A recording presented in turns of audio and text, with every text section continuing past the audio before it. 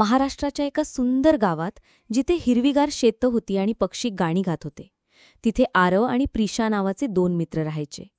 त्यांना नेहमी नवीन गोष्टी शिकायला आवडायचं. एक दिवस त्यांनी ऐकलं की त्यांच्या शहरात AI म्हणजेच कृत्रिम बुद्धिमत्ता नावाचं एका जादुई तंत्रज्ञानाबद्दल एक प्रदर्शन भरलं आहे. त्यांना खूप उत्सुकता वाटली. प्रदर्शनात पोहोचल्यावर त्यांनी पाहिलं की AI शेतीत कशी मदत करू शकतं. एका रोबोटने शेतकऱ्याला कोणत्या पिकाला किती पाणी द्यावं हे सांगितलं. "वाह, AI तर शेतकऱ्यांचा मित्र आहे," आरव म्हणाला. प्रिशाने पाहिलं की AI शिक्षणातही मदत करतं. एका स्क्रीनवर AI शिक्षकाने मुलांना अवघड गणितं सोप्या पद्धतीने शिकवली. "हे तर खूपच छान आहे.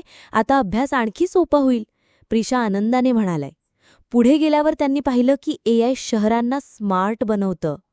वाहतूक दिवे AIच्या मदतीने आपोआप बदलत होते, ज्यामुळे वाहतूक कोंडी कमी झाली होती.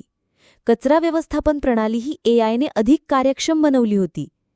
AI तर आपल्या जीवनात खूप बदल घडवत आहे, आरव म्हणाला. "हो ना, हे तर भविष्यासारखं वाटतंय," प्रिशाने उत्तर दिलं. त्यांनी हेही पाहिलं की AI आरोग्य क्षेत्रातही मदत करतं. डॉक्टरांना रोगांचे निदान करण्यात आणि औषधे शोधण्यात AI खूप उपयुक्त ठरत होतं. प्रदर्शनातून बाहेर पडताना आरव आणि प्रिशाला खूप काही नवीन शिकायला मिळालं होतं.